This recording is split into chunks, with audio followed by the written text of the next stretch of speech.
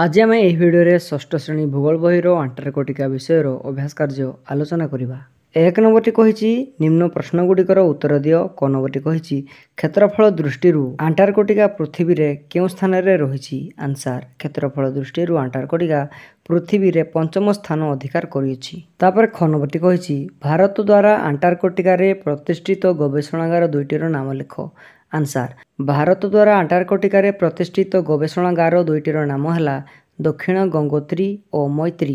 तापर ग नंबरटी कही एही महादेश केउं दुईटी मुख्य अक्षांश मध्य अवस्थित। आंसर एही महादेश 66.1 डिग्री दक्षिण अक्षांश और दक्षिण मेरु मध्य अवस्थित।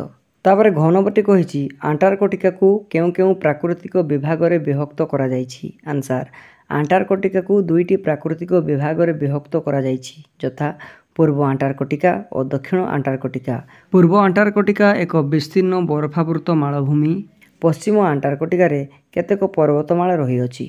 तापर नंबरटी कही आंटार्कटिकार जलवायु किभली। आंसर समग्र आंटार्कटिका महादेश रे वर्ष सारा अत्यंत ठंडा अनुभूत हुए एवं यह सर्वदा बरफाच्छन्न रहे। भस्टक पृथ्वीर शीतलतम स्थान। एठारे सर्वदा तुषारपात हुए एवं समय समय रे बरफ झड़ होइथाए। एठारे ग्रीष्मकाल स्वल्प स्थायी। तापर 2 नंबरटी कही कारण दर्शाओ। क नंबरटी कही आंटार्कटिका रे स्थायी बासिंदा नाहांती। आंसर आंटार्कटिका भूखंड रे प्रबल शीत अनुभूत हुए। यह वर्ष रे सब समय बरफावृत थाए। एही महादेश जनशून्य, तेणु एठारे स्थायी भाव रे केही बसवास करती नाही। तापर ख नंबरटी कही आंटार्कटिका रे अस्थायी बसती अछि। आंसर आंटार्कटिका महादेश दक्षिण मेरु रे थिबारु एठारे अधिक ठंडा अनुभूत होइथाए एवं वर्ष सारा बरफाच्छन्न रहिथाए। एठारे स्थायी जनबसती नाही। आंतर्जातिक चुक्तिनामा अनुसार एही भूखंड को केही अधिकार करिपारिबे नाही।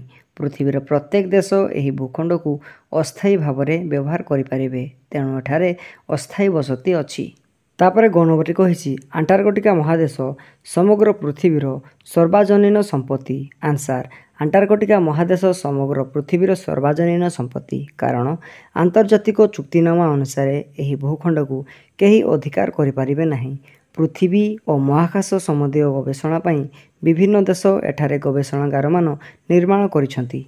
जदि भिडियोटी भल लागिछि तेबे मो चैनल को सब्सक्राइब करिया पई जमार भी भूलिबो नाही। Thank you for watching.